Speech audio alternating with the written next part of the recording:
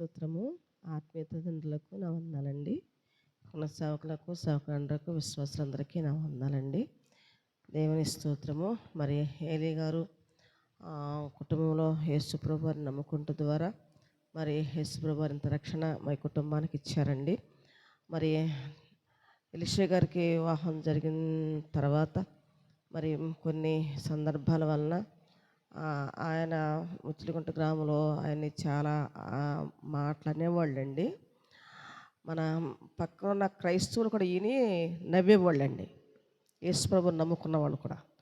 అది నేను చూశానండి. నేను అప్పుడు చాలా కన్నీరెట్టి ప్రార్థన చేశానండి. ప్రభువా, మరి పెద్దనాన్నగారి నాటి నుండి ముచ్చిలిగుంట గ్రామం రావటం జరిగింది. మరి అప్పటి నుండి కూడా మరి మేము ఎంతో విశ్వాసంగా మరి పెరిగాము. మరి ఇప్పుడు ఏలీ గారు కూడా మారారు, ఆయన కుటుంబం మారింది. మరి అట్లాగే ఆయన కుటుంబంలో ఉన్న శోధన బట్టి నలుగురు నవ్వేలాగా ఎందుకు చేస్తున్నావు ప్రభువా? నలుగురు మరి సాక్షిగా బిడ్డ నిలబెట్టి ప్రభువా, మరి ఆత్మీయ తల్లిదండ్రులు, సేవకులు మనందరూ వచ్చి ఎంతో గొప్పగా మన పుటాలు చేస్తున్నారు. మరి ఆయనకు ఒక్కడికి మనం వచ్చిన మన సంఘం అందరికీ వచ్చినట్టే కాబట్టి తల్లిదండ్రులు మరి ఈ గ్రామం ఎంతో ప్రయాసపడి వస్తున్నారు.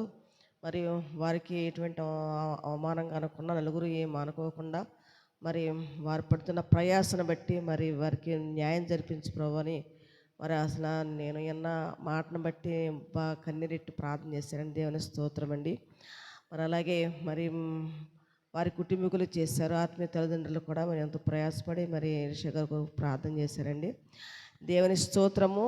మరి అటండి నవ్వినటువంటి ఆ చోటనే మరి పడిపోయిన చోటనే దేవుడు నిలబెట్టినట్లుగా మరి ఈరోజు ఎంతో సంతోషంగా ఎంతో హ్యాపీగా మరి కుమారుడు పుట్టి మరి ఎంతో పండగ చేసుకుంటున్నారండి. దేవునికి స్తోత్రం అండి.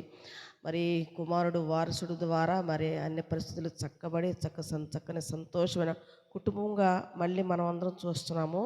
అలాగే మళ్ళీ అనుకున్న వాళ్ళు నవ్విన వాళ్ళు కూడా చూస్తున్నారు. దేవుని స్తోత్రం. దేవుడు చాలా గొప్ప కార్యం చేశాడండి.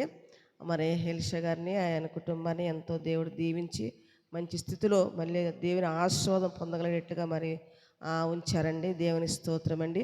మరి ఇదంతా మరి మనూరు వచ్చే మరి ఆత్మీయ తల్లిదండ్రుల ప్రార్థన ద్వారా మరి ఇదంతా సాధ్యమైందండి. మరి ఎంతో మరి ఆయనకు చాలా బాధలు తెలుసు. మరి ఆయన ప్రతి కష్టమే మరి ఆయన చెప్పుకుంటారు కాబట్టి మరి ఆయన ఎంతో ప్రయాసపడి ప్రార్థన చేస్తారండి.